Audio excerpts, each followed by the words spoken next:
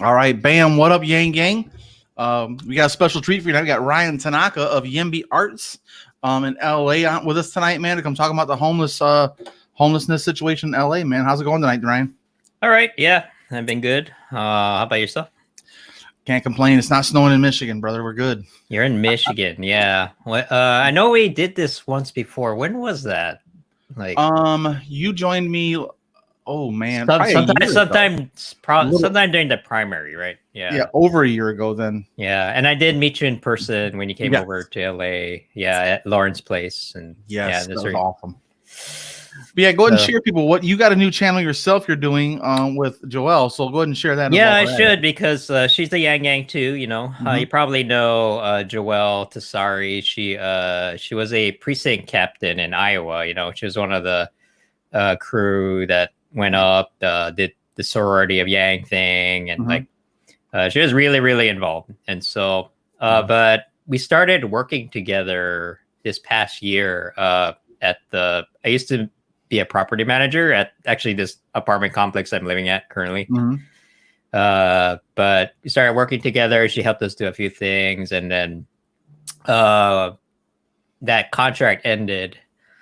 So we're like, oh, what are we gonna do next? Well, do you want to do a ASMR live music live stream? I don't know. It wasn't like that. It just kind of like happened. Yeah. But so yeah. So if you're interested, check it out at onriaturna.com and Tuesday, Wednesday, Fridays at 7 Pacific. Actually, how do you spell that? Anri, ANRI. AETERNA.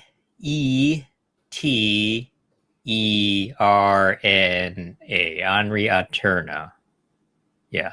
I think. Oh shit! I fucked that up. I think that's in my title. I don't know. Well, if you want, yeah, you can just put. I just want to put up there. People can find you. Sure. Vaughn says Ryan friended me on Facebook a while ago. I was honored. That's pretty cool. Yeah. Oh really? Oh. I don't did I added a bunch of people a while ago, but yeah, man. But thank you. But I had to start my entire Facebook over because I got locked out when I bought an iPhone and went from Samsung. I had to That's really yeah. Well, it might be a good thing. I've been like thinking who I'm friends with recently. Yeah, you know how toxic the internet can be, right? Yeah. So there's the oh, great website. It's in the chat, guys. You can check it out.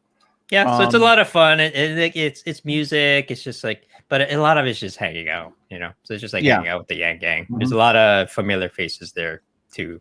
Yeah, for sure, man. Yeah, but you know, I read this article I was doing on the Trickle Up the other day with doing our daily news, and it showed that Los Angeles County was ordered by a federal judge to house the unhoused homeless people population, the residents of Los Angeles County. And I believe that's like 66,000 people. Yeah, it's probably closer to like 80 or 90,000. It might even be higher. Like I'm scared to know the reality, honestly. But yeah, as you probably know, Los Angeles is by far, we have the #1 biggest homeless population in the country right now. And it's actually really bad, like really bad. And I know maybe that order by the judge caught your eye because, you know, it kind of brings up a lot of questions about like, you know, government overreach, like how they're going to do it, right? Like where are we going to find the units? We're in a housing shortage, you know? Right. And then so I wish I had nice things to say, but this has been done before. So if you look up, like, oh really? Okay. Well. Okay. It's not exactly the same thing, but there have been in the past attempts at addressing the homeless problem because it was there before then too, right? Oh yeah. And if you look up Prop HHH, you know, the good people of LA voted to tax themselves to deal with the problem. So they have raised money before for these sorts of things, but then it just goes into this like big machine of government programs, and it really doesn't work, you know, to be frank. Like the problem got worse the more money we put into it. That's my big thing is they can't. So first of all, I wonder if it's even constitutionally legal for a federal judge to tell a municipality how to spend their money. Yeah, and they're gonna fight it, really. Like, there's all these battles going on in the background, right? Which is part of the reason why it gets so expensive. But why nothing happens? Yeah, and then nothing happens, right? And the people worried about if it's like, oh, the government's gonna come and take away your, they're gonna force you to house homeless people. That's not gonna happen. But at the same time, that's part of the problem, because what they do a lot of times is like they say they're going to do it. And then once they get down to like, so what are we going to do now? How are we going to, right? Are we going to like force, like one idea was we're going to force hotels to house them, right? Right. We're going to force like these businesses. Of course, they're going to say no. Right. And then legally speaking, they can't really do anything. So what it turns into is it's like people yelling on the media, in the public, on the internet. Everyone's like, this is the right thing, this is the wrong thing. By the end of the day, nothing happens. Right. And you're spending all this money in court fees that you could be helping people. Yeah, it's great for lawyers. Lawyers, man, lawyers love it. It's just like, yeah, I'm making money, nothing's happening, I don't give a shit, right? Yeah, the longer you kick the can down the road, the more the legal system benefits from it. I know. And then okay, if they actually go through with it, like if they, so if you like ask people who are living here in LA to, house them, that's not going to happen. They're just going to say no. And and there's not really anything even the government can really do. They're not willing to go that far, which might be a good thing, but but the thing that we talked about last time was about, solving the housing crisis, right? Really, we need to build more housing. So are they going to do that too? Are they going to like relax zoning laws to make it easier to develop? That's the big thing. A little bit, like you can look, there's a few bills. I think the latest one was SB 9 or something, where they made it marginally easier for developers to get permits. Yeah. But it's really not enough. The problem is so massive. It's like, right, almost, you're talking about almost 100,000 people, right? Like, where are we gonna put them? Let's work with that. Let's just work with that number. That's probably, I won't say worst case scenario, but very closer to likely, as closer to 100,000, like you were saying. 66,000 is just what's on paper. I know, but they have an incentive to underreport it because it makes it look bad, right? Right. So let's say it's 100,000. They're budgeting $1 billion. That's only 10,000 per person. Right. So this argument, I'm not going to name names, but there's this bad argument going around, which is like, but there's so many vacant homes out there. Why don't we just put it in there, right? Put them in there, in those vacant units. But what they're really talking about is they're talking about shipping the homeless people out of the city. That's what I'm thinking. Right. I don't want them just saying, okay, we're going to build a fucking huge trailer park in the mountains. Bye-bye. And then what are they going to do? They have no resources to make money. There's no jobs, right? There's nothing. Oh, the thing is, if there was UBI, that would make it more reasonable, right? Well, then they could create their own economy. And actually, the homeless people would become entrepreneurs to provide services for each other. I know. And that's part of the reason why I support the UBI so much, because on top of, like, right now, if they ship them off to nowhere, which they actually might do, they have done it before. They're just gonna leave them out high to dry, right? And then what's the word? Out of sight, out of mind, kind of thing, right? But if there was UBI, that solution would be a little bit more reasonable, because you could make the case that they have a means to support themselves, right? Right. But yeah, the UBI is also good for people who willingly want to live away from the city. It makes that more possible, right? And that actually is a good idea because it takes the pressure off of the demand for people living in the cities where all the good jobs are, really, you know. Yeah. Yeah. Well, let's talk about like that number 100,000. Mm-hmm. That's the size of Inglewood. That's the size of Burbank. I know it's That's yeah, the it's size massive. of, let me think, where's the other one go? Oh shit. I Bridgeport, Connecticut, New Haven, Connecticut, Hartford, Connecticut is just over 100,000. So in Connecticut, you have 1, 2, 3, 4, 5 metropolises: Waterbury, Stamford, Hartford, New Haven, and Bridgeport. They're all over 100,000, but no more than 144,000. So like you're talking a large number, a metropolis. Well, I don't say a metropolis, but a large city. Yeah, you could make a whole city out of that population, Now, right? I like that idea better than anything. With a universal basic income, they could do a pilot for 100,000 people, $1,000 a month. Then we're talking. That's a real program. I think should be discussed further. Is like, okay, what's just the thing is I don't like it still. It's the government telling you where to live, and they're just going to stay right there where they're at. Right? You can't force people to move. I was like, fuck you. I'm just going to walk my ass right back where I come from. You know, how do you think I got here? Technically, they're not allowed to, but you can like encourage them, right? And that's what they're going to do, right? Yeah. They're going to be like, stop resisting. Get in the cab. You can't. Well, they basically, it's like you can't be here. You can't be here. Sorry, you can't live in an RV. You know, they actually banned RVs, which is like really classist, I think. That's really bad for families that are. That's bad. Yeah, I mean, it's so like, I don't know. It's just classist, right? Yeah. You can't. There's no. It's inhumane. Mm-hmm. Like there's stories here where people, you know, out of the kindness of their hearts, have built shelters for the homeless people. Yeah. But the city, under the orders of the NIMBY folks, went out and destroyed them. Like it's really inhumane, you know. Yeah. And that is unfortunately kind of like the reality we live in here right now. Right. A lot of it is political, and well, I want to be more positive. I do think change is coming. People are fed up. Well, I think that if we work with this number, $1 billion, 10,000 per head, 100,000 people, the size of a major city across the country. Most cities are bigger than that, but a major city is like 100,000. I consider that it's a large city.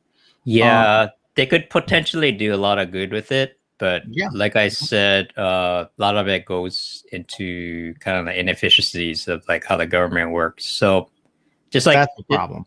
Just for reference, let me check if it's updated. But last I checked, in LA, it takes about $800,000 to build 1 unit of housing. That's insane. Yeah, I know, and it's the highest in the country by far. Like, well, that's just bullshit. Is what that is. So, like to me, I think if you build tiny homes, you hire a company and say, "Hey, build tiny homes, 1-bedroom units," and then there's family units that are, a little bigger for a family of 4 or whatever it is, right? An average cost for a tiny home is $10,000. Now, if you buy 100,000 of them, I think you can get a discount. So no, it definitely does not cost that much, and there are like new construction techniques that make it easy for honestly 3D printing. There's hemp 3D printing homes are doing right now. I think this is a opportunity to really test the boundary of technology to say, okay, hemp has been legalized because Donald Trump took it off the federal list. I'm happy. Thank you, Donald Trump. Smart move, right?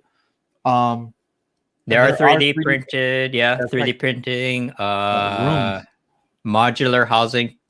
Modular housing is a popular thing in the industry right now. They put up I think a 50 or 60 unit thing in like 6 weeks. It was like very impressive.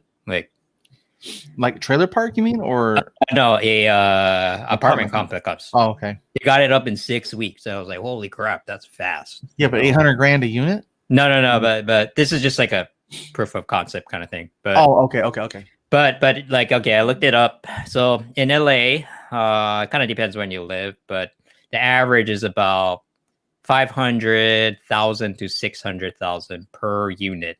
And I think the actual construction costs is about probably where you're, it can be more than like 50K, even for a traditional room. But when you add in regulations, everyone trying to skim off the top, right? Man. And it just like balls and balls. And California definitely is the worst at that because everybody has their hand in it, and every time that it just makes it take longer, it's more expensive. And then what ends up happening is that like they have all these like affordable housing units, right? Especially on the west side, the more wealthy areas.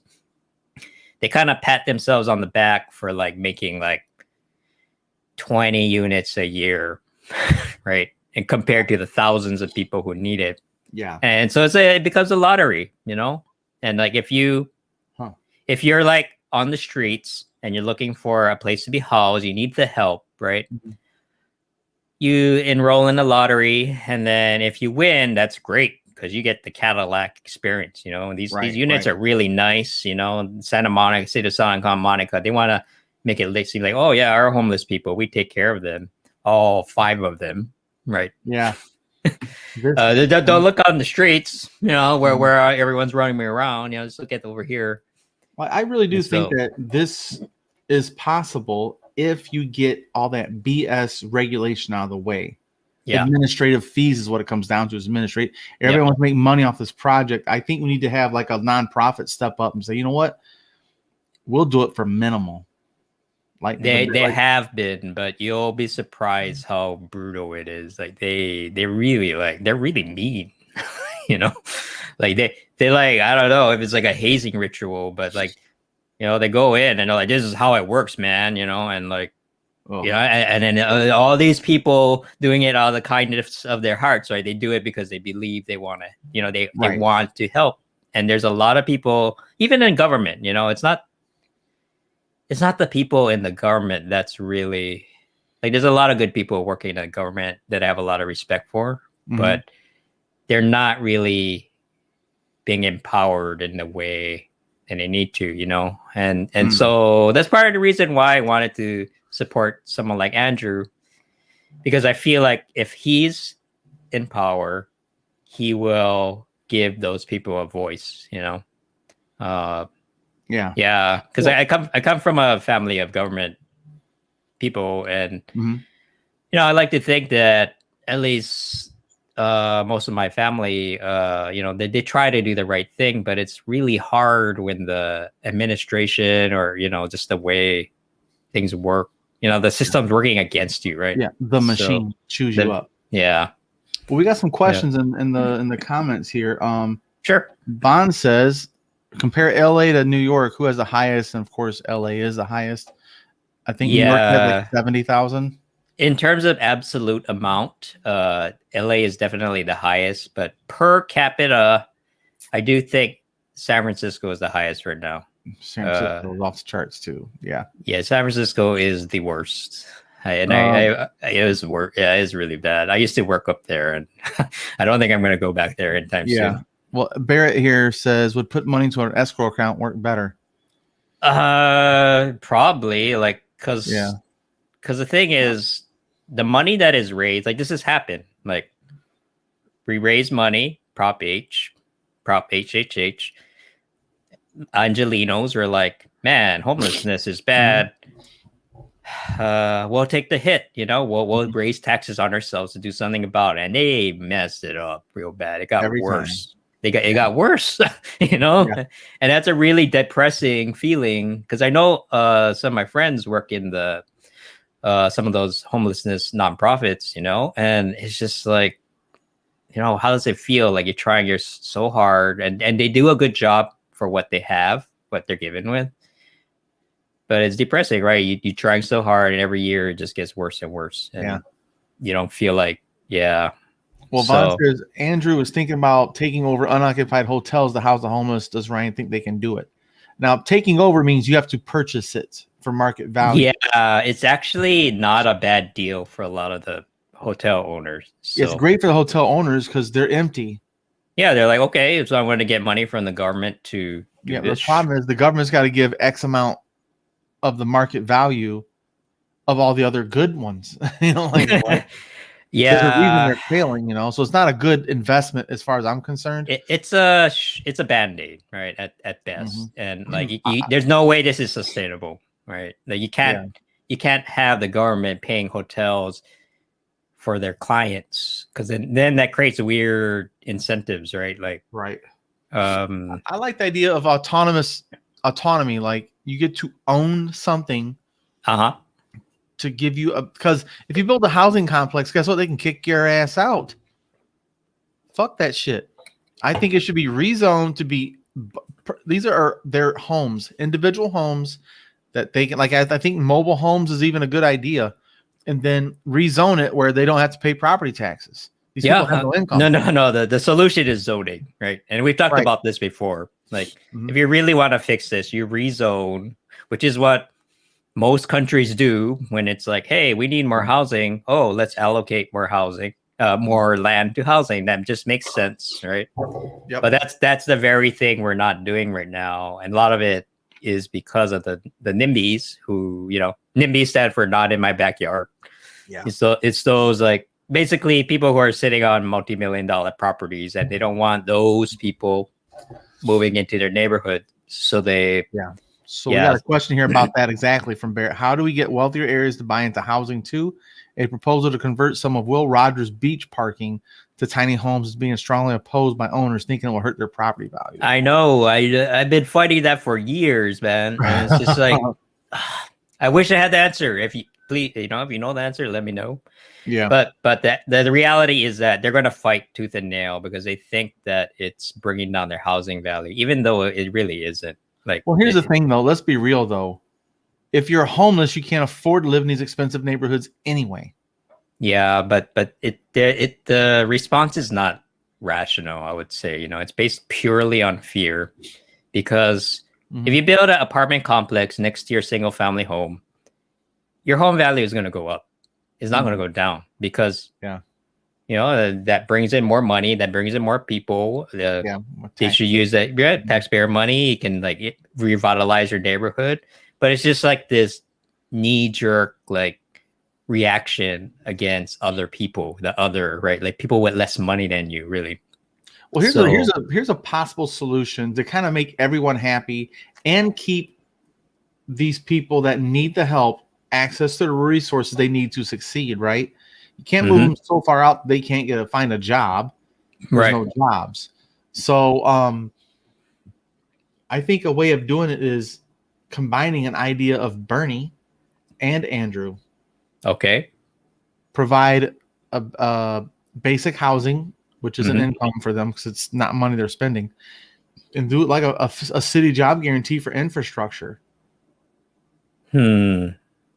Somehow get some federal money to help people. Like, okay, build bridges and shit. I know. I definitely agree that the feds need to get more involved. Yeah, and I was secretly hoping that Biden would take a stronger hardline stance on it, but he's not. So I'm not yet. It's only been 100 days. It's only been 100 days. Too. Maybe I'm expecting too much, but it's like I knew even from before he was never going to, offend those people, because they gave him a lot of money, right? So right. I'm not saying it. What I'm saying is, let's find a huge fucking place that is not being used for and not in the fire zone, for crying out loud. Not there, right? I remember we talked about that last time. Good Lord. Yeah, let's build a house over there where the last 6 burnt. No. Find a spot, this is a challenge, of course, but just find a spot that this neighborhood is dying or dead or whatever, and then build a housing community that's for the homeless people, and then you have to provide public transportation to the places So there should be a direct stop from you Yeah. to the business district where people can find jobs, right? Yep. You don't have to be in the neighborhoods. You just have to access to acquire resources and work. So I think that's a way of maybe like making a high speed rail. Put a fucking rail in there, man, from a distance where it's cheaper, it's more cost effective. It's not $500,000 a unit. Build these a community out there with 100,000 units, whatever it might be, right? Just a huge area. It's a city. It's a new city, and then businesses can be zoned once again, a tax write-off or a tax break to build other like a Dollar General would be huge out there, right? You know, a free banking thing where they have access to banking and actually come up there and actually provide resources. Like, hey guys, okay, if you've never had a bank, let me tell you how it works. Now you have a physical address. Here's a bank account. We're gonna put $100 in there or whatever it might be, you know, like a program for that. And then say, okay, you know, we're going to help you build resumes and get you. All these nonprofits would actually have something they could do, that tangible goals of getting everyone here a job. Yeah. And the ones that can't because of mental and physical disabilities or impediments, then we have nonprofits that really do focus on that and provide resources there. It's a little more, it's a better way of like, okay, here's where all the help is needed right here. It's a location. Then build a community of resources around that, and a store and a gas station or whatever it might be, right? But have a rail to the city where they can get a job. Yeah, and they build jobs around them.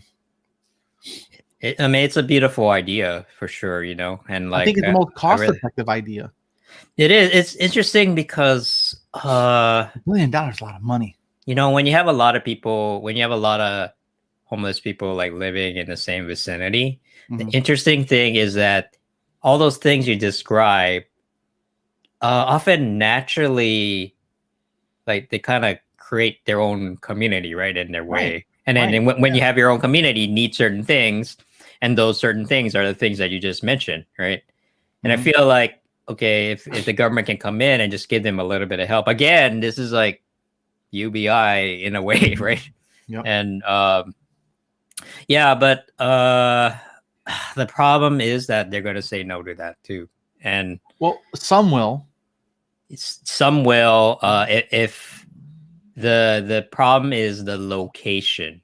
Oh, you mean they as in the ones in charge of making this thing happen? Well, wherever you propose to build this thing, the neighbors will say no, and pretty much guaranteed. So you could make the case like, okay, well, why don't we do this on public lands, right? Lands owned by the federal government. That's right, owned by the people. And the thing is, there's a thing in California in particular that prevents that. We don't even build public housing here. That's how messed up this is, you know. We're supposed to be like the bluest liberal state ever, and we can't even build public housing. Oh, by the way, they're going to try to repeal it. So let me. Of course they are. I'm going to try to hold on. SCA2. Well, Crystal here. Crystal's over in Australia. She goes, "No need for new city. Can't they just use Detroit?" The rails are. Honestly, Detroit. Okay, guys, just so you know, excuse me. Detroit had 2.4 million people living in a city. Now they have 400,000. Wait, what did you say? 2.4 million? 2.4 million. Now there's only 0.4 million. Like 2 million people left Detroit because it's for shit. And all the big business left, you know? So Detroit is a good example of like, okay, I'm not saying take people from LA and move to Detroit. That's insane. I would be very upset. I like the weather. I'm staying here type of thing. I got no problem with that. But yeah, there are places like a Detroit of California, where the hell that might be. Yeah, well, I'm a little worried. Like San Francisco might turn into the next Detroit.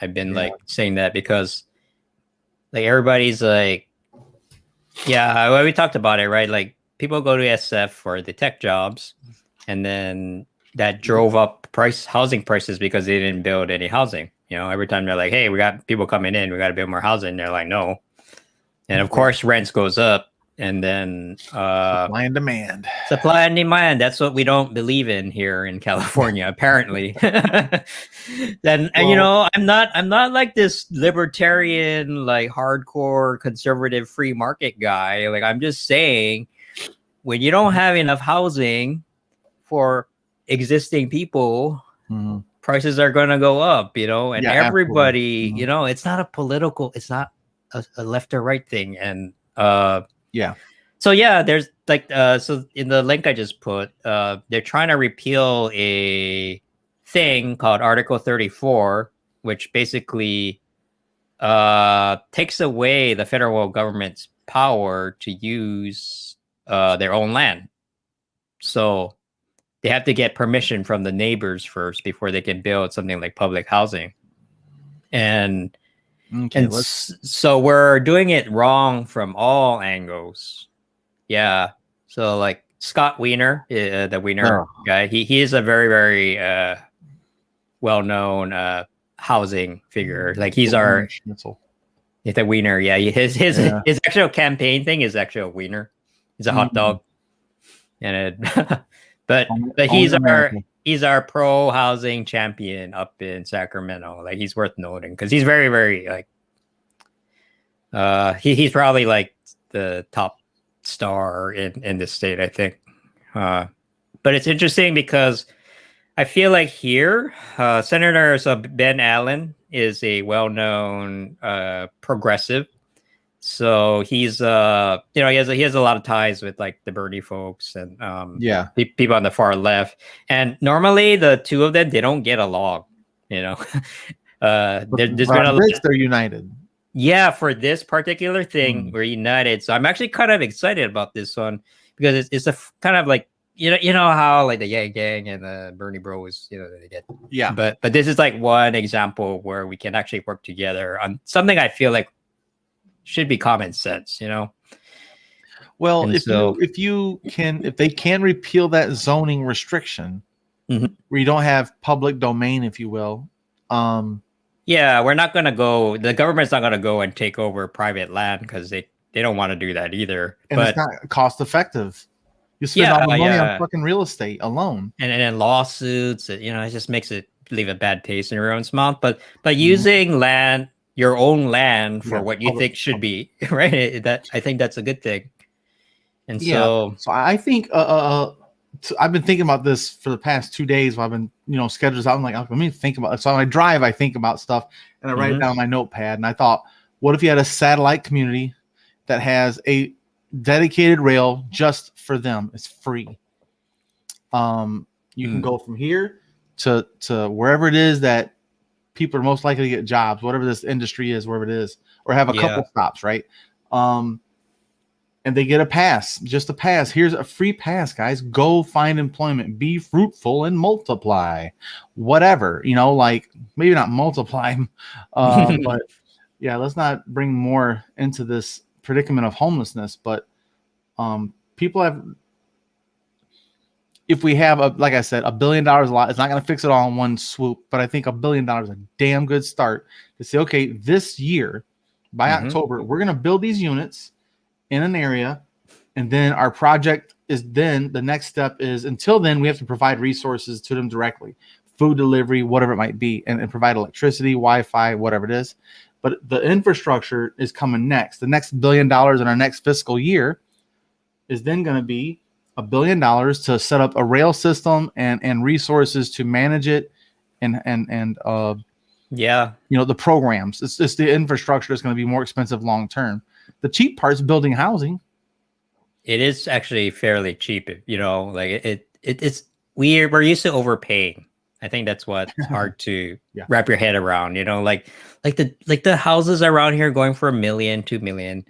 You look at it, a lot of it is old, it hasn't been updated. Some of them are probably not even up to code. Right. But because the supply is so severely restricted, right? You have no choice but to pay for like they're all diamonds. They're all diamonds. They're like, they're really kind of trashy, honestly. Like, and like when I was out in Koreatown, man, Koreatown was real nice.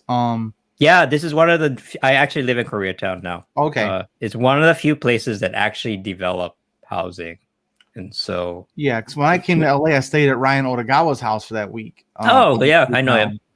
And so that's in shit. It starts with a R, I think, or Riverdale. River. No. It's east. It's east of Hollywood. I know that.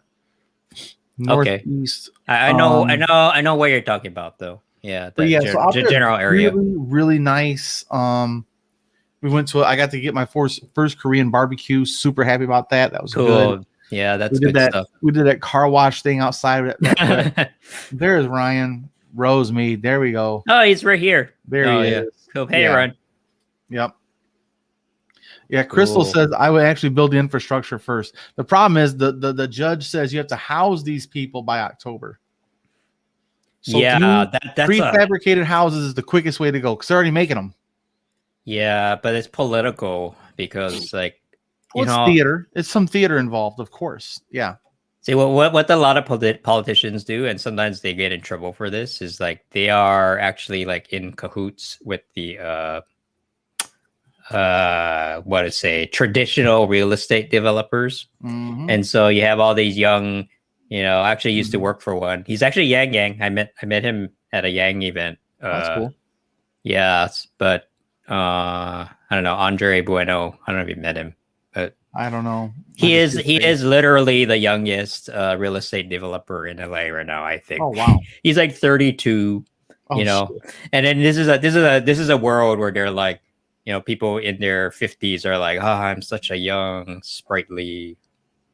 I'm just getting started. Yeah, and like 30 something who's a doing multi-million-dollar deals for. Yeah, but he's all into modular housing development because it's cheap, fast, it works, solves the housing crisis. Let's do it. And they're like, no, we're going to take care of this. Maybe guy, we should talk to him sometime in the future. Say, hey man, if they handed you $1 billion. He might be up for it. I don't know. That'd be a cool discussion. Hey, okay, man. We can talk about it after. Yeah, that'd be great to say. Okay, you get $1 billion, brother. How would you do it? Just like most of the Yang Yang, he's a character too. So I love characters. we're all a bunch of characters. But that's the right type of people. That's why I want to talk to you because you have experience with it. You've been fighting this housing shit for a while. I used to watch a bunch of your live streams. You're talking about all the statistics and your charts and all that fun stuff. And it's all blurry now, but I have over fun. A year ago. I know I have fun. I know it's only been a year, right? But it feels like forever because of the lockdown. It's a long ass year. But yeah, well, to be more positive, I feel like the conversation around housing has gotten a little better. Mm-hmm. Like when I first started, people won't even believe that we had a shortage. It's like, oh man, we don't have enough housing. They'll just laugh in your face. Like at least now they realize it's a problem. Mm-hmm. And even though a lot of solutions are bad, at least they know that has to. And I do think slowly people are starting to get it, Mm-hmm. They're like, oh, we need to build more housing. So it used to be like, okay, the problem's not real. Right. That was the most frustrating thing. Oh my god. Deny, right? The stages of anger, denial, acceptance, repentance, negotiate. I think we're in a negotiation phase because it's now it's like, okay, well, we got to do something, but I don't want to be bothered. Negotiation is before acceptance. So yeah. What was that guy's name again? I'm gonna look him up, man. I don't know. The real estate guy you're talking about. Oh, Andre Bueno. Yeah. Andre. Actually, I can type in the Bueno, like good in Spanish. I think so. He's Brazilian. He's half Brazilian, half black. So is this thing Bueno Bomb? No. Oh yeah, no, that's him. That's him? Yep. Okay, I got him. I don't know. I think he'll be okay with. Yeah. Yeah, I'll just DM him. Well, I can't DM him. He ain't followed me, and so I go through his website. Yeah, no, but I literally met him at a Andrew Yang fundraising event, and then that led to my job. Korea. That's awesome. So I'm like, I'm like, yeah, Yang Yang got me my job. I'm happy with my involvement, like like it's kind of like I feel like it was disappointing that Andrew didn't get the presidency, but you gotta think about like, hey, all the friends you made, like the connections you made, all the good times, right? So I like to think about it in that way. So I posted a link to the website, to the apartment complex that I used to work at. I just emailed his website, but that's the whole team, so I don't know if they'll ever even fucking see it. No, he'll see it. It's a family-run thing. So. Okay. Yeah. So this is Kenmore. Okay, let me check. Kenmore Commons. Yeah, this is where I used to work at, and we tried to. It's interesting because we tried to create a creative community. So let's check this out, man. It's got a pretty cool looking website. Yeah, I designed most of it. Oh yeah, nice. And you can you can kind of see. We used to do weekly, like tenant meetings, and just like hang out, talk about what's going on. Yeah. And we tried to make an apartment complex that was a little more community oriented, more arts supportive for the artists. There's actually a rap video of him rapping about real estate.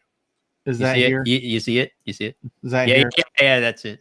Okay, we gotta see some of it, man. Yeah. Oh shit, hold up. He's actually a pretty good rapper. Let's put it on YouTube and actually see it better. Okay. I gotta see this. It's a little soft, but Kobe.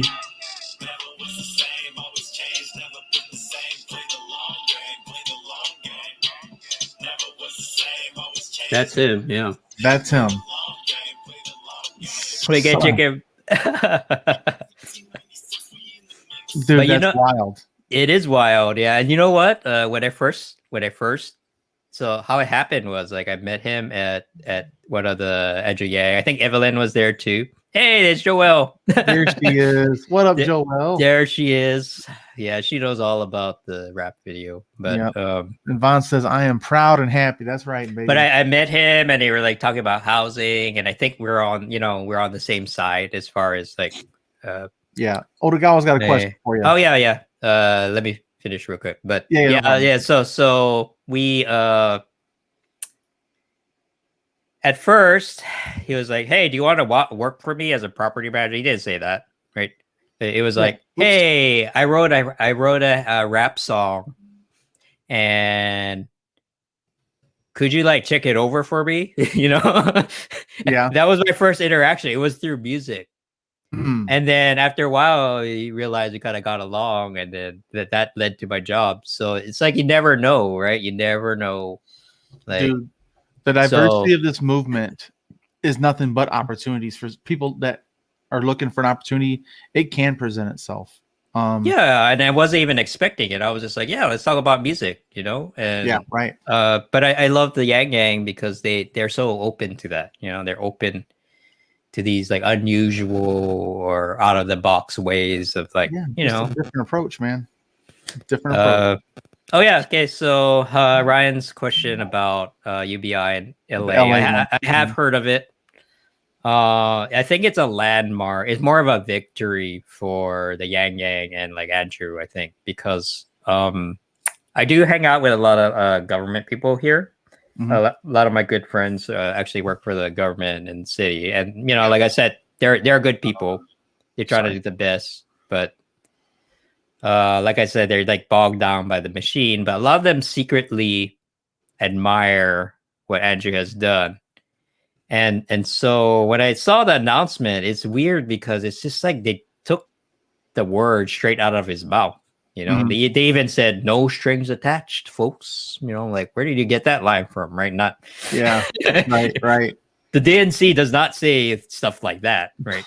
Like that's not their motto, right? That's not their normal talking. They love the strings, man. They love the ropes, and so they like tying it. I wouldn't say strings. I say snares. Snares, yeah. Yeah, they got you and they're keeping you. You're not going to go anywhere without them. They like tying people up. sometimes literally. I'm not gonna get into that, but Wiener. But yeah. Well, you hear things, Yeah.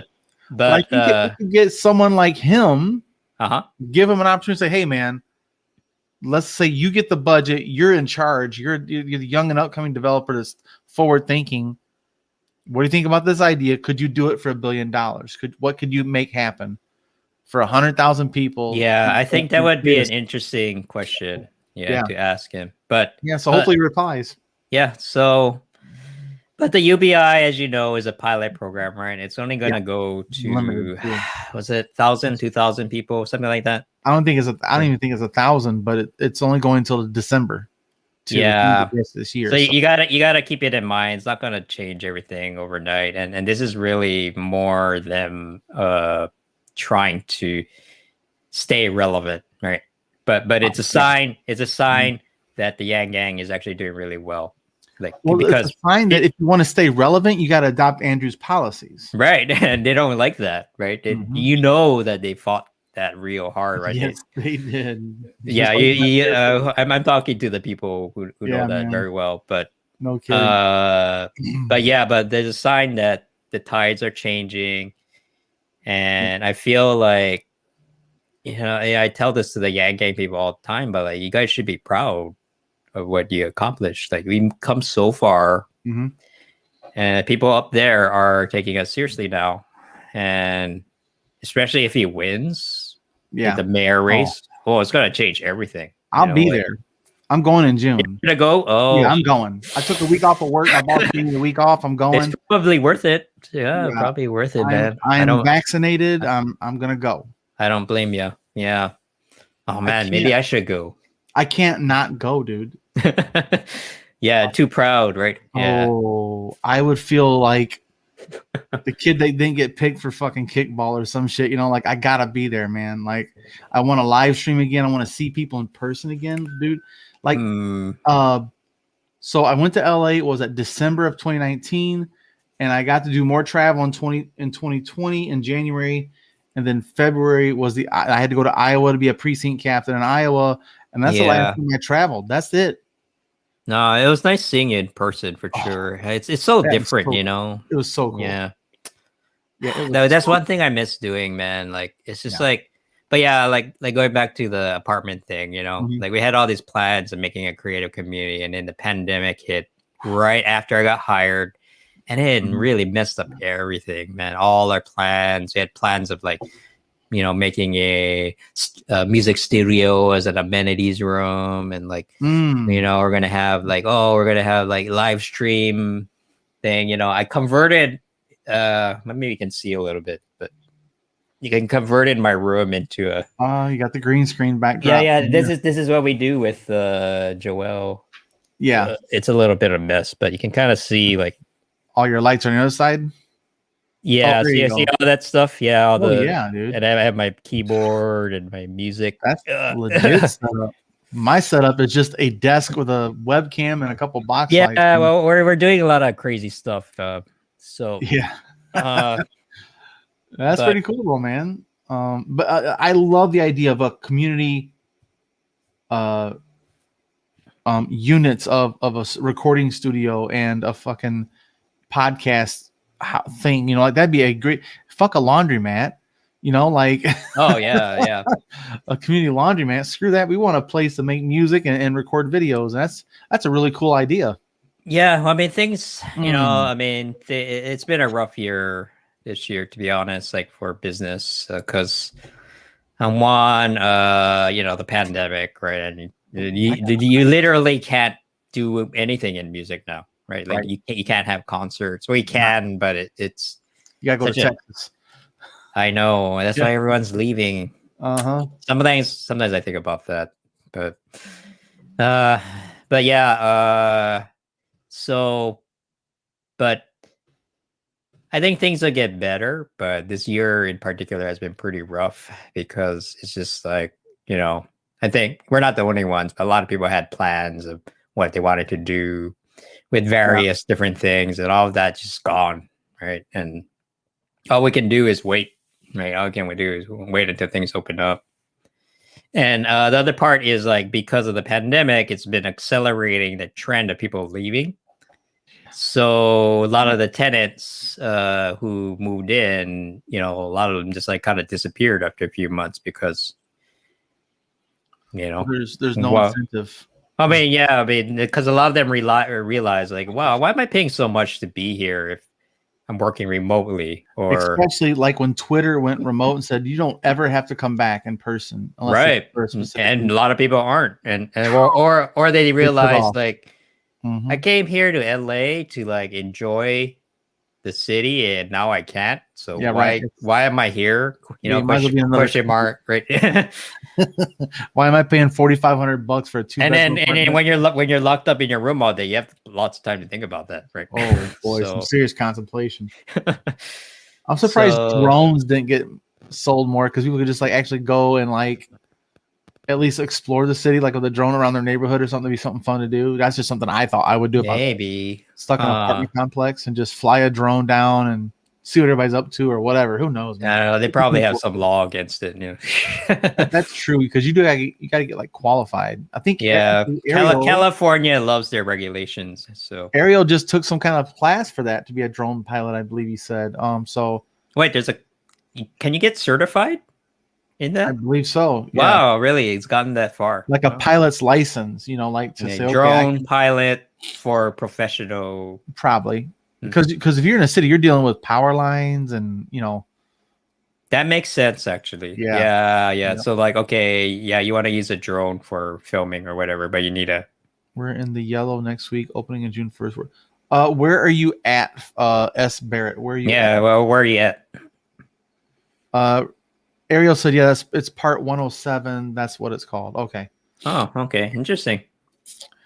Yeah, so Ariel, you could get a drone and actually become a professional photojournalist or videographer for like weddings and graduations. I saw that video where they did you see the one where they did it in like a bowling alley or something where it was all that was amazing. I'm like, holy crap. Dude, that the thing is it's all pre-programmed too. No. That dude was an independent pilot. Never mind. I saw one where they had like markers. So like they had AI computer programmed, and this thing would do like tumble and formations and stuff because they had the room. That's probably cool too. In a different way. But I feel like that one that I saw was all just done on the fly and so this person's in LA too. So it looks like LA's in the yellow. They're opening back up on June 1st. Yeah, I'm happy that we can at least go out and eat. You can do indoor dining now. Michigan is spiking right now. Really bad. Like since like as high as it was back in November. 7,000 cases. Interesting thing. Maybe. Actually, Andre. His family owns a 2 properties in Michigan as well. So they're like low income. So I don't know. I thought the kind of interesting coincidence. I guess I gotta talk to this guy, man. If you're interested in housing and Yang Gang and all that, he'll be. I think he'll be up for it. Well, he's a problem solver. That's what we all are. Right? I feel, and that's his specialty. Let's do a thought project. You got $1 billion, man. How would you fix it, bro? You're the one. And I think he'll have a lot of good answers because he's the one that kind of taught me how the real estate market works. But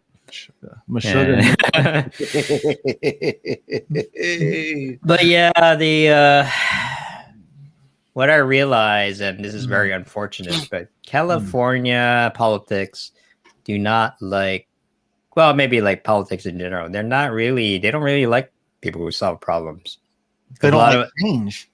A lot of them are part of the problem, right? They've risen due to those problems. They have actually risen they're the cream of the crop of this bad system. So if they get rid of the bad system, they won't be the cream of the crop. Yeah, and like in the beginning, I didn't want to believe it was that bad, but it actually is. And so you have to.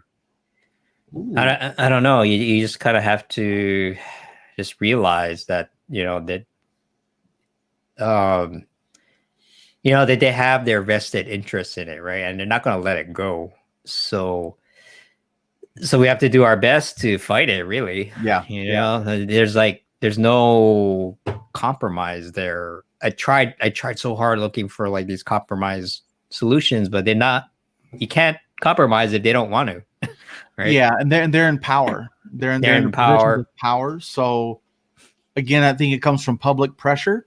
That's one. It's really the only it's the only weapon you have in your. Well, it's one of the most reputation. Yeah, yeah. If you don't do this, we the people have decided this is what we want to do, and you don't, then we will replace you. You have to make them not comfortable. So yeah, like David Kim, you know, the guy who ran for Congress here. I supported him last year. We didn't win, but we got close. It was like within 4 points or 6 points or something like that. And that freaked him out. Like, you know, normally he's like, yeah, whatever, right? Like, and then, but like David got so close, and this is a guy who's been there for like 20 something plus years, right? Gomez. And he's not, JB Gomez. I got a lot of bad flyers from it, but but now they're sweating. You know, they're like, oh crap! Like they even asked explicitly that they need help fending off the progressives, right? And so they're getting desperate. And the thing is, time is on our side because a lot of the people supporting people like Gomez are the NIMBYs. They're like older, geriatric. Yeah, well, they're older boomer types, right? Who really live in that old world. But you know, the Biden Democrats, Biden exactly, right. The one that watches Biden and doesn't see any problem with the things. Well, this package was bigger than Obama's, so that's fine with me. I know. I just like every time I watch him talk, it just fills me with anxiety. You know, it's just. But I will say this again. I had very, very low expectations, and I am pleasantly surprised so far. Today is 100 days? Is it today? Yeah, it's not bad. It's been over 100. Wait, 90? Yeah, today's 100 days, I believe. Yeah, so I can't say everything bad about him. He has done some good things. Like that's what I'm trying to be positive, man. I want. I know. I'm trying hard to. I'm trying not to shit on him because let's stay positive. Yeah, well, I do a lot of crypto stuff, and Janet Yellen, who's his new Treasury Secretary. Yes, she's not that bad. She's okay. Like. She's not gung-ho pro-crypto, but she is willing to listen, and I got to give credit for that at least. So, yeah. Well, like it or not, they can't do shit about crypto anyway. Yeah, and I think she's smart enough to know that they have to figure out how to integrate it somehow if they don't want to be left behind, And I hope, because we are so behind in so many things. Oh, boy. And I don't know who voted for what, but like Trump... I mean, he did not bring the change that he said he was. It's just all the same. He didn't do anything, honestly. Lined his pockets. I mean, it's just like, okay, yeah, I get why you voted for him, but he really did not change anything.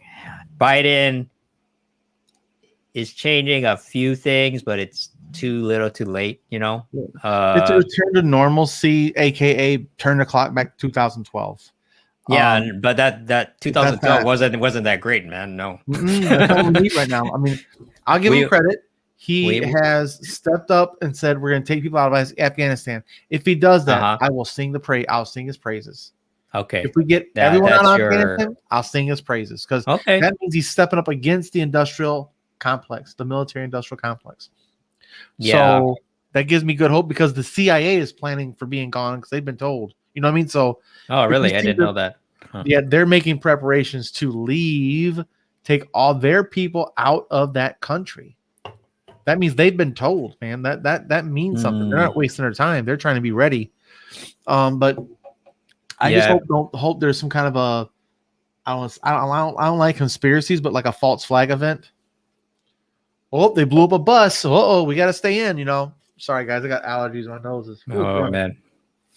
Yeah, that's not really my area. have expertise, but I do know. Me neither. Let me be true with you. But I'm a veteran and I'm anti-war because I think but you are a vet. Yeah, you have that. The most inefficient thing to do is go to war and occupy other countries. Like we have over 100 military bases around the country, around the world. Yeah, why? Exactly. to justify $780 billion. That's why. Yeah. If we brought a third of those places, shut them down, and bring everybody home, we have resources to house all the homeless veterans, to house all the homeless people, period. Yep. No disagreement there. Yeah. But it's the same thing with Biden and the NIMBYs, right? Like, if you want to solve this housing crisis, you got to stand up to those folks, Biden. Yep. You know, is he going to do that? No. So, or maybe, we'll see. We'll see. He has nothing to lose. I think he's trying to secure his legacy for real. In the war that started 20 years ago, we should not have got in when he was in office. That he stood there and said they have weapons of mass destruction. Okay. According to I'll be honest. This is what I want him to do. I want Biden to be like, "Hey, NIMBY, shut up. Just do what the feds say. This is how it's going to be. Mm-hmm. You guys had your chance to get the housing thing right. You messed it up. I'm sorry. Screwed it up." Yep. And so now the feds are going to come in and take it over and get it right. You know, and that's what he needs to do. He needs to be tough. But I thought, okay, well, this is going to be your last term, no matter what, right, Biden? And I don't think he runs again. No, he can't. Like, I think he even talked about retiring, like even before this. So he said he might only be a one-term president if he won in the debates.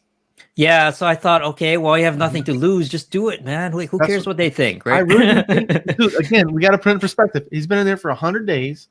And he's done a few things in 100 days that surprised me. He has done a few things. You're right. Okay. 100 days. I'm feeling better now. Okay. Like I said, I was ready to take a giant dump all over this administration. Mm-hmm. I said, I'm going to give him 100 days. That's what I did with Trump. I'm going to give him 100 days. And then I'll kind of reassess. But as soon as he said, we're shutting down the pipeline, okay, I'm listening. Then he said, we're going to have all of our government vehicles are going to be electric vehicles by 2030. I'm listening, you know. And he said, we're going to get out of Afghanistan by September 11th. I'm listening. So if he can make those three things actually happen. This fall. Okay. Yeah, man. That's huge. Okay. Well, yeah, man. Yeah. So I think I'm not expecting much, which probably helps. You know, that's why I my expectations are so low. But mine were below average. Let's put it that. But yeah, no, there was a moment like with the Trump administration, you know, like housing is not a partisan thing, right? And so I was hoping that Trump, as crazy as he is, he might be like, hey, let's deregulate the housing market and make it easier to build housing. You know, there was a chance that could happen. Play to his strengths. Yeah. Right. But what happened was, you know, Trump is Trump. So the very mention of him, like, even though he was right on that one issue, the Democrats fought tooth and nail against anything that just came out of his mouth. Right. And then what ended up happening was nothing. And, but there's a moment, but there was a moment where he actually sucked up to the NIMBYs during the real. Yeah, you did, man. I was like, what the fuck? Speeches on it. I know. And I'm like, okay, well, you suck. Yep. You're out. They're going to bring criminals and poor people into not my backyard. He literally said that. He literally, I know. He probably read the articles and then picked the worst parts. And then, you know, he does that, right? Brilliant. This is going to piss him off. I'm going to read off of this, you know? And, right. Go to Breitbart and tell me what they're pissed about. Yeah. So then I knew he wasn't serious and just like, yeah. He could have done infrastructure. It's him. And he didn't. I use housing. Like, housing is a way I test people rather than know they're aware of what's going on, because it really cuts to the chase, you know. Supply and demand, is it real? Right? Yes or no? Can you see through the propaganda that is out there everywhere? Right? And, you know, are you able to think about things objectively? Because it's really not a left or right thing. It's really a class Wow. thing. Yeah. I actually have one more question for you now that I think about. Uh-huh. I've heard that a lot of these big corporations, these conglomerates, these giant wealth factories, are being driven by the market to get into real estate. So they're buying up entire cities and becoming corporate landlords. Is there an example? Oh shit. There was one. I'm sure it happens, but I think it was like I think it was Disney. was Disney. buying up all the properties. Disney is its own thing, I feel. I know, but that's just one example. They're buying up all the houses around Orlando they could, and then they That's what Disney World is, wasn't it? It is its own community. That's for damn sure. Oh, there you go. Thank you, Blackstone. That's it. Oh, what? Blackstone. Blackstone. Okay, is a huge investment firm, and now they're buying properties, whole cities up. Every house is up sale. They buy it for above market value for cash. Where? Blackstone. Where are they buying these? That's what I'll look up.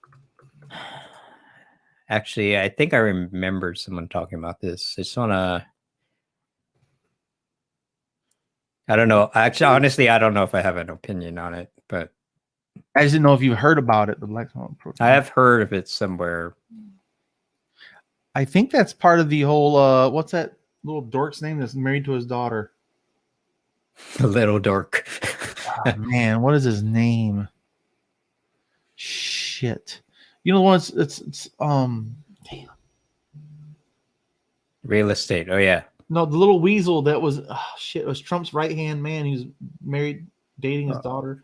Jared Kushner. Oh. Thank you, Brock. Yes, sir. Yeah, Jared Kushner is part of the Blackstone people. And so here I'll show you. So it says that they made money buying land after the mortgage crisis. They're buying trailer parks. A lot of low-income housing, trailer parks. Okay. Stuff like that. Okay, my guess is that they see the writing on the wall when it comes to places like San Francisco, which is probably going to implode, I think, in the next couple of years. And where are all these people going to go, right? They're probably going to go to places like trailer parks or the places that are cheaper to live. So yeah, it's not a bad business. Well, that's the thing. Business for investment groups like that, they're like, okay, like it used to be the best stock to get was Walmart back in the day. Now it's Dollar General. Because many people are so fucking poor. They'd rather go to Dollar General than Walmart, because they get the cheapest of the cheap. Oh God. Yeah. That's, it's probably true. But yeah, now they're buying the cheapest housing, apartment complexes, and trailer parks. And said, okay, we want to owe the bottom where all the people are at. The numbers game is ridiculous. Yeah, so I don't know. That probably, I think you kind of explained the significance of that just now. It's just like, these big corporations, and as much as like, we like to think of them as evil or incompetent, but they actually care about making money.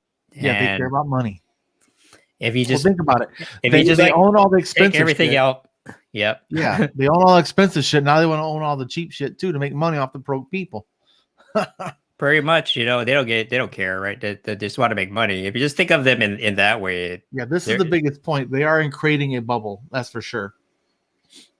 And so, but then what happens is no one has access to housing.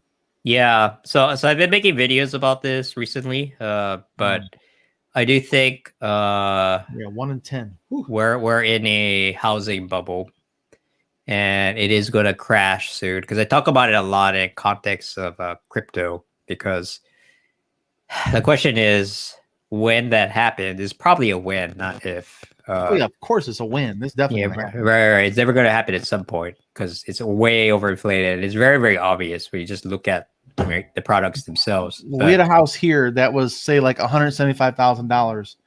There was a bidding war with cash offers, like 3 or 4 different people. So like, they went in and said, okay, we'll give you 175 cash as is, no inspections. We'll just take it. We don't care. Wow. And then the other who have like 30 days or something, whatever it is, to match it. And then they said, okay, we'll pay you $185,000 as is. And it became a bidding war. They wound up selling for $250,000. Even in Michigan. Wow. Yes. Wow. Because we have a lot of small towns. Like there's some dude from Chicago. Even in a small town. Yeah. The whole town. Like there's a place called Three Oaks. Yeah. And it's a very small town. Might have 1,000 people at the most in the whole town. So it might be like 600 houses. So I think it was in a 3-year period, this one wealthy guy from like Nabisco or some shit in Chicago, he bought out the entire town. Every single house that came for sale, he bought them. Wow. And if they were really old and seniors, he'd buy them out and give them a retirement nest egg. Okay, your house is worth $150. I'll give you $200,000 right now to move out. Jeez. And then all that selling increases the market. And now it's pretty expensive to live there. Very small town. That's interesting. Yeah. So that kind of reinforces because like I live in the big cities, so it's hard for me to know what's going on. But my gut was telling me like this is happening everywhere, all over America. What happens is like where we have a casino, a big casino in New Buffalo, Michigan, which is like 10 minutes away from Three Oaks. Two small towns are spread by 10 miles, right? So all the casino workers, they can't afford to live in New Buffalo. It's too expensive. That's where the casino's at. You go to the surround. So this guy was way ahead of his time. He said, I'm going to buy the satellite cities and buy them out and drive up the prices. And he did, man. And this guy made millions, man. Off of one small town with less than 600 houses. But for how long, because like it's a quick investment turn. It's a flip. Yeah, it's a flip. Within a decade, he's tripled his money. Yeah, but see, that's like the assumption that like housing prices will always rise, right? Yeah. And that was always true except for 2008. So 2008, you see the housing prices like dip for the first time in like 70 years or something. Like that. It's something ridiculous like that, right? And that's why people were freaking out. It's kind of interesting because like talking it in context of crypto is because Satoshi, I don't know how much you know about it, but Satoshi Nakamoto, the inventor of Bitcoin, he actually invented it in response to the 2008 crisis. So I own some Satoshis. Okay, well, good for you. Hold on. Yeah, I bought in early March before Elon bought in with Tesla, so I got that bump. So I bought. You do, yeah. No, there's still more upside, so I would hold on to it. Oh yeah, I'm just gonna treat it as a like maybe a nest egg. I took a percentage of my tax returns and said, bam. Okay, cool. Yeah. Put something with a comma in there and said, okay, let me just stick this little nugget in there. I could use it, but I could not live without it too for now. Yeah. Don't invest what you can't lose, right? So, but I do think it'll do. Not live without it, but I'm not gonna lose it. It's like buying Walmart stock right now. Bitcoin is secure as they come and is reliable, and now Cash App. Like the actual private sector's dipping their money into there. Yep. And that's why, right? They're afraid of losing of the crash. Like Wall Street people, they don't care about anything, right? They only care about the money. And if you just keep that in mind, and they are getting into Bitcoin, there's gotta be a good reason, right? It's about the money, and they're actually afraid that this housing crash is coming because. Like even hearing your story, everywhere I look around, even Andre would probably, I don't know, I don't want to put words in his mouth, but like something is wrong with the way we do housing. I know that, housing prices are based on valuations, right? Someone has to go and appraise it. I feel like the people doing appraising, I feel like they're not being objective either. Like you can fudge the numbers, right? Like be like, your paint is blue. Well, blue is better than what it used to be. So yeah, it's not a science, it's actually more of an art. Yeah, well, it's not even that. It's like just reading numbers. Like, okay, what's the average price of a home in your area that has 3-bedroom, 2-bath with 0.6 acre yard and is 2 miles from the city limits and they can look at that in the geographic and say, okay, the average is 145.9 is the average. Okay, that's you have a swimming from. You have a swimming pool, so that adds 50,000, or it's all made up. They just make it up. So let's say here's the market's number, and I'm going to work my way up and down. If it's ran down, I'll dip it. If it's in better shape, then it's the average. So they're like, okay, let's just constantly. So it's always going to bubble. If it's just average or above, you're just going to keep bumping it, and it naturally. It's not a objective process. How about that? But you know, they try to be. They should be, but. Bitcoin is going to be a worldwide currency. It already is, technically. I think it's going to decentralize banks, get us off the gold standard, and some people say it's going to be the new global reserve currency. Right. And that's the thing, though. So whatever country owns the most Bitcoin resources has more leverage in the base currency. I think that China, US, Russia, Germany, wherever, Australia, whatever. China is trying real hard for that, and we're not even off the ground, you know. So I wonder if Joe Biden even knows what Bitcoin is, like, you know. Well, I'm sure he has Yellen to handle that stuff for him. That's very true. Hopefully, he lets her do it because I had some reservations about her in the beginning, but. Because she called like, oh, Bitcoin is used by criminals, and I'm like, you know, that's the first thing she said about crypto, and I was like, money, and I was like, but later on she backtracked, to her credit, and she's like, oh, actually, you know, maybe there's something there. So it's like an online stock market that we created out of thin air. Well, created out of thin, and didn't he just disappear? Like, that's a bizarre, right? Like it's just like. Up and ghosted. You know, there's like I think there's his wallet on the blockchain somewhere where you can look at it. It's just like sitting there. He hasn't done anything. He just like created this amazing thing, and he was like, "Okay, good luck, guys. I ain't coming."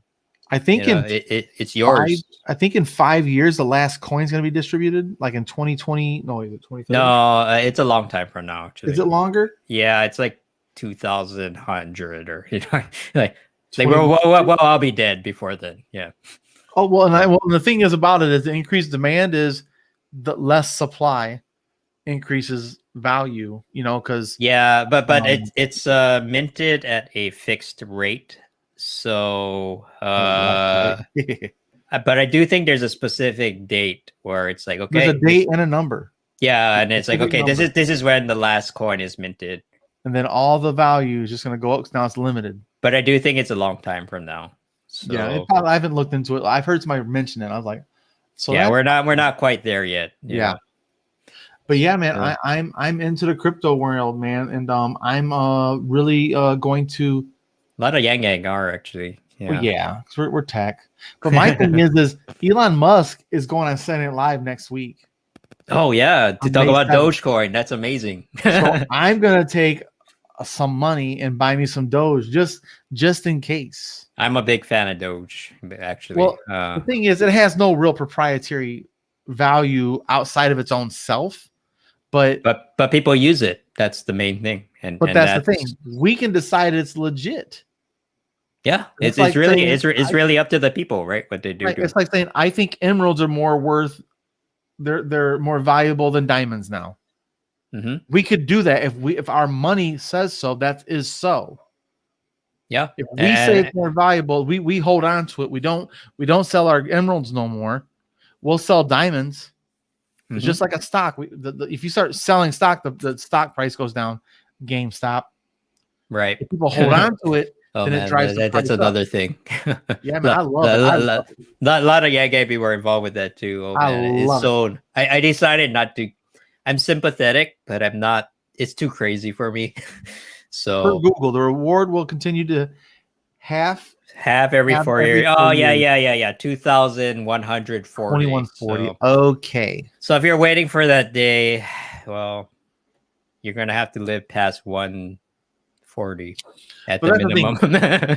We the people / market decides what holds value. Right. Basically, yeah. Same thing with we have real estate. that power, right? Dirt is worth more than other things, you know, because we say so. This dirt with this line around that we've designed, this dirt is worth more than that dirt. It's the same fucking dirt. Right. It's just in a different geographic location.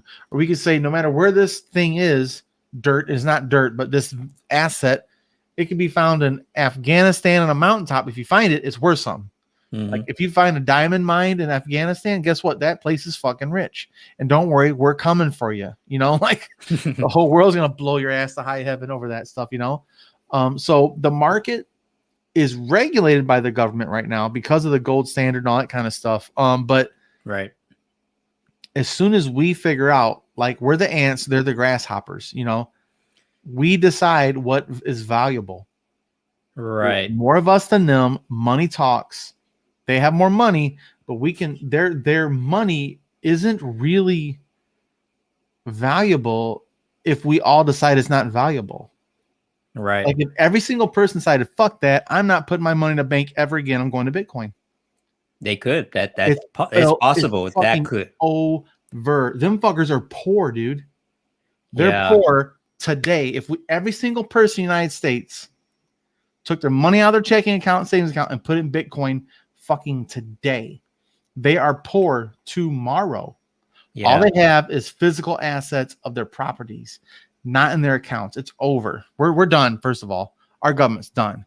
But that's how fast it can change if we decide their shit is not valuable no more. Yeah. We rely on their infrastructure as the value, but that's not secure, man. Bitcoin's blockchain is more secure than their ledgers. Clearly, I've had to get through. Yeah, I mean, you don't even know what they're doing in the background, right? That's the thing. You're selling your data. Yeah. So in that context, like it kind of relates to real estate, right? Vaughn gets me, man. Oh yeah, I know the grasshopper ants thing. Yeah. But I think the smarter ones in like Wall Street kind of realize, you know, that's the writing on the wall. And if they do not assimilate it at least somewhat, right, they're going to get left behind. And even if it doesn't turn out that extreme, right? Like if crypto takes like 50% of the market out there, that's huge, right? You're talking about even 10%. Even 10%, right? Like a huge chunk of their market share. I know, and that's huge, and they're not gonna like that. So they're gonna fight back. But like if they get, so that's why they're hedging, right? Yes. They're putting money into Bitcoin as a hedge, really against themselves. They don't trust themselves, right? Well, diversifying their portfolio. And then, you know, I know people who work in the finance industry, and they're smart people, right? They're not dumb, but they're like the more honest ones will be like, yeah, I don't know about this whole where I work at, you know, thing. And they see, when you see how the sausage is made, same with real estate, you know. I'm like, really? That's how it's done? Like, really? Like, people like.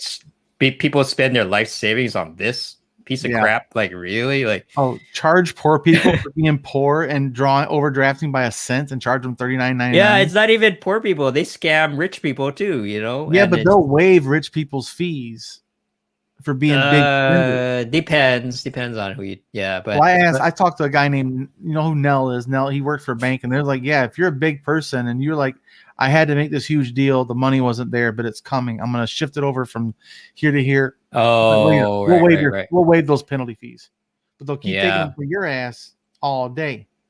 I can't remember the number. It's like $15 billion a year in overage fees for banks. Oh yeah, no, that's 99% of the poorest people get overdraft fees, of course. And really, like the government should be there to like regulate that stuff, not all the other stuff. Yeah, right? Yeah. If we're not using our public, our public power for the forces of good, right? You know, well, that's the thing, man. That's why I love this idea of, okay, if anyone can afford to address this, is LA, who has one of the biggest economies in the world. It makes it. I think it's the 7th biggest economy, if it's his own economy in the world, and they have more people than the state of Montana. I know. Whole fucking state, man. But the thing is, everyone needs a place to live, right? That's one of the basics. Right. And space, man. There's more. I feel we're too top heavy, right? We have all these money going into these like pie in the sky projects. Right. For rich people, really, and full of it just collapses because it's just like same with companies, same with startups, same with tech companies. It's just like, okay, great, but our employees have nowhere to live, and a lot of them are getting older. They want to start families, but they can't buy a home. So what do they do? They leave, and it's gone. And things are great for like a year or two, but then eventually you see all your talent leave, and it's just depressing, man. And it's the same thing with Hollywood. Like a lot of people are leaving LA because it's just like right. And Hollywood is leaving LA. Yeah, and Hollywood is going broke. Like I just saw a thing like Oklahoma. Studios are moving out to Oklahoma City and Tulsa. Oh yeah, it's probably better. It's cheaper, and they're open. And like they have people there. And they're open. Yeah, that's the thing.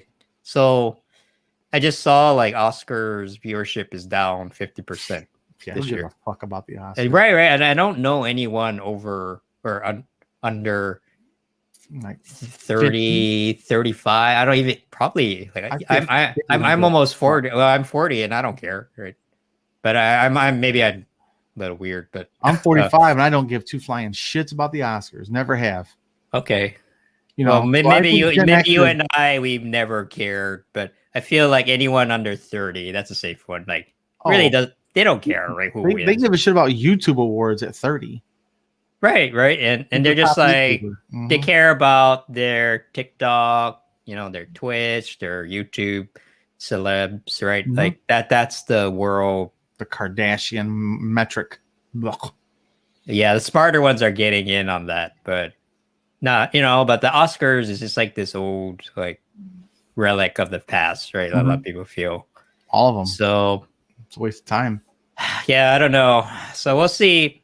Yep. Maybe we should just talk about LA again. But like LA, it really, I feel like we're at a turning point, and I really need the city to like get its act together, like in the next couple of years, or I can't see myself staying here because it's not long term. Yeah. So I'm hoping like 2022 we'll get a lot of upsets. Hoping a lot of gang people will run. There's a few people. Erica, right? Erica, Wendy is DC, but she's great. LA. But Erica's in LA, and I hope she wins. And I feel like this is the time we need to kind of make our move because the public sentiment is on our side for the most part. From the New York stuff that the opposition is just getting more and more ridiculous, right? Oh, they're getting nasty too. It's nasty, but it's like kind of sad. It's just like this is so obviously bad. And they're like, you call that a bagel, you fucking outsider. I saw one actually where someone posted a picture of a cricket. Like so there's this person here who was just like talking smack about Yang, and then someone posted a picture of a cricket. Just trying to say, oh, nobody's listening, right? Right. But then they took that and they're like, they equated a Jewish American blah blah blah to an insect. I'm like, what? how did you make that? Like, you equated me to an insect? Like that's. Even if you're not that smart, you can see through that. That's So their opposition is getting bad. Like it's just like, but we all knew that to win in New York politics is slimy. Yeah, but I feel it's going to get worse. He's the top dog. They're punching up. It's going to happen more and more and more. Right. Next thing you're going to say is going to be a tabloid. Oh, Andrew slaps his wife at a movie theater. Like they'll say anything. Yeah, but it's not working. Anything. That's the thing. Well, if ranked choice voting, I think it's going to fail. Thankfully, ranked choice voting is going to help. People don't want to vote for a dickhead. And he's not a dickhead. And one person, He's gonna win this election just by going to restaurants and tweeting photos of his food. Like, yeah, he's a positive guy. He has zero negative ads. We'll do it for him, but he has zero negative ads. Yeah. That's how I feel. I'm his anger translator sometimes. You know? Yeah. Like, hey, you you motherfuckers. Like, yeah, like I'm trying to help you out, and this is what you give. You know. You know how I had Key and Peele do the angry voice? Yeah. I feel exactly like that. Like you should have Will Lex Ham standing next to Andrew and being like, "Yo, bitch, that's some bullshit," you know. Instead of Andrew's like, "That's him." Opinions. That's actually his role in all of this. Will's a loud one, man. That's what he's there for, and I love what he's doing, man. But it's okay, you know. We got to play our parts, and he's doing a lot for the anti-Asian hate and violence and unity in the Black Lives Matter movement. He's become a very avid advocate. I'm very proud of him for. He's done a lot. He's done a lot. Sometimes I feel like we expect too much of him, but he's doing a lot, man, and he knows how to win. And that's important. He delivered thousands of meals to the healthcare workers in the poorest hospital settings where these people were struggling, man. And he was bringing hundreds of meals. He delivered over 1,000 meals, man. Yeah, no, I believe that. And he didn't get paid. He just did it. And I love him for it. I can't wait to see him again. I'm going to see him in LA, Iowa. Now I'm going to see his ass in fucking New York. I love it. Coast to coast, man. Yeah. Well, let's talk about our chickens, but I do think, Well, either way, I'm going to New York. Right. Either way. Either way, I'm going. And I'm staying for the day after to celebrate. I'm gonna count my chickens that day. Let me tell you. But yeah, let me go and let you go. I gotta get ready for my next one at 9. But yeah, it's been awesome. Yeah, no, it's been fun. And I'll let you know because I think that if I get that other guy to come, you want to join us and be a part of that and sure. Yeah, I've been looking to like starting this week. I'm probably gonna get busy, so but it's in the context of like, okay, I need to do more of these things. Like I need to talk, start getting back into the groove because I feel like things are opening up now, and gotta get outside again. Well, and no kidding. You got an opportunity on June 1st, finally, at least. But I think if your experience with the zoning and all these restrictions and all the hurdles and setbacks that have been done, it's going to be slow. But him being a developer, he might know, okay, this is what we do with this money, and you can have a little pushback or advice on that. Like, hey, let's really think about this. I think he could develop an actual policy during a live stream. He has, he tried to, just so you know, he tried to actually this building that I worked at and currently living in. He tried to knock down the whole thing and start anew, right? And he was actually looking for funding. He put together like a presentation and everything. Unfortunately, it did not happen, and is that cost effective? Well, I don't know. Ask him. Yeah. Either way. But like pandemic, right? Like pandemic.